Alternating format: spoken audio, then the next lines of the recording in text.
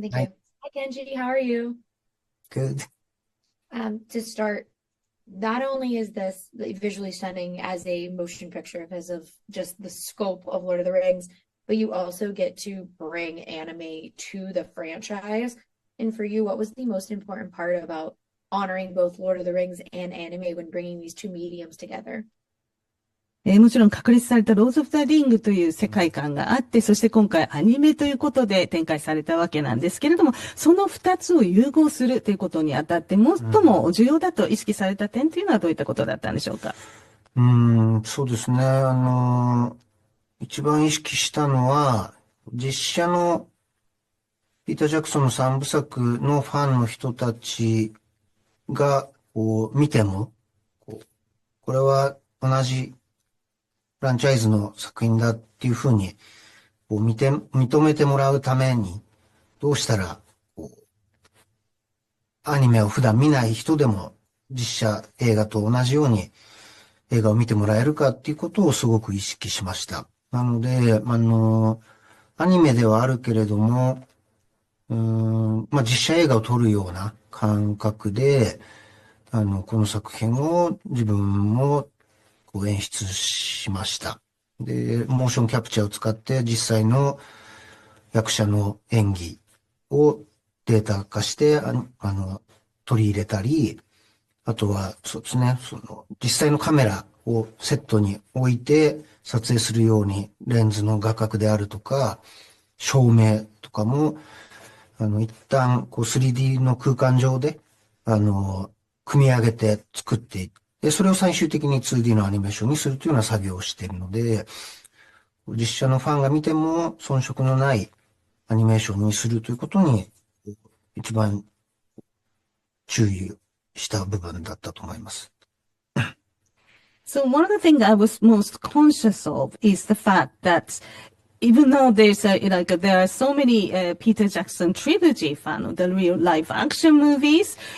even though this is anime, they get to enjoy as well as, and they need to consider this as a part of the franchise as well. So how do we make the movie that convince all these live action fans that this is a part of the franchise? That's something we were conscious of. So it had to be something that even the sort of kind of people who don't normally watch anime, they had to be able to enjoy that. So I myself was trying to film this, make this movie as if I was filming the live action movie. And that's how I directed this movie. And by using the motion capture, getting the actors to perform, and then we use that data and we actually sort of place the camera on set as well, as if we do it in a live action, and we decide on the framing, the angle, and the lighting, that kind of thing. And then once that's putting into sort of 3D images, and that is again converted to 2D animation, hand-drawn animations. So that's the kind of process I was using. So that's why I think it's important that people and the fans of the trilogy, the live-action movies, get to enjoy this animation movie. Yeah, and with something like this, like when I was talking to Guy and Lawrence, they talked about, coming into the process and being able to hear the other one speaking or see the animation and kind of react to that and have that as their guide. What for you as a director was the moment that you could see the entire thing coming together and was the most excited that all of the pieces were kind of forming into what would end up being the War of Rohirrim? そうですね。そういった役者たちがそういったところで演じるにあたって、少しこういうリアクションしたり、こういうものに対してこういうリアクションしたりっていうのがあったと思うんですけども、監督としてどういったところで、どういった瞬間に、これがじゃあアニメ化した時にこうなるんだっていうふうに、視覚的にビジョンが見られたっていうのはどういったところだったんでしょうか。モーションキャプチャーに関しては、派手なアクションであるとか、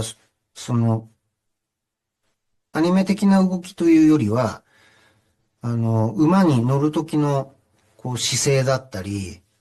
重いものを持つとか、槍を持つ、剣を振るというような、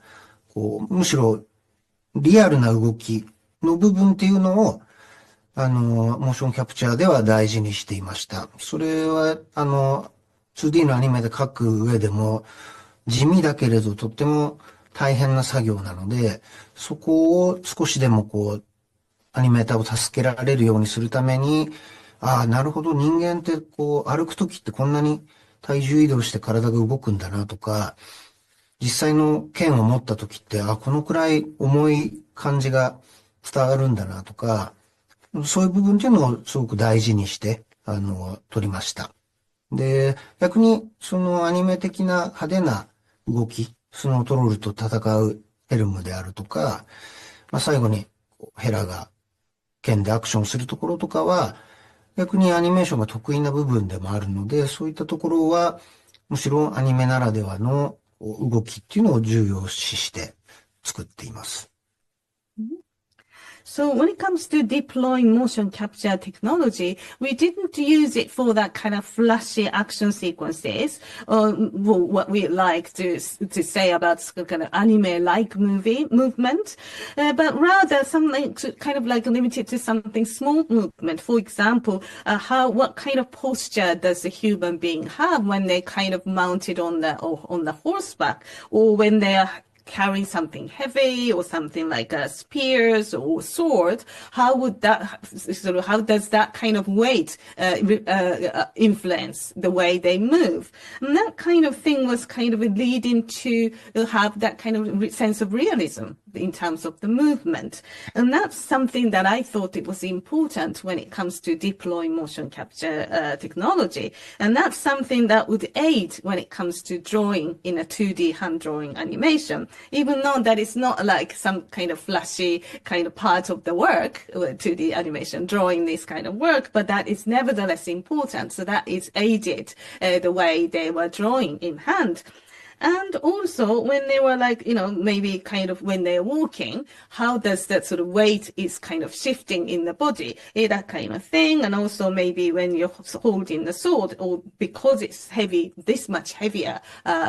sword in my hand, and what does that mean in terms of the movement? How will that impact on that? And that kind of thing. But when it comes to making a huge action set piece, for example, when the Helm Hammerhand was fighting against Snow Troll, or towards the end, Hela is kind of using the sword, so that kind of sword fighting sequence. That is the kind of flashy action sequence. That is what the animation is good at in the first place. So in that case, we were kind of relying more of the traditional anime technique.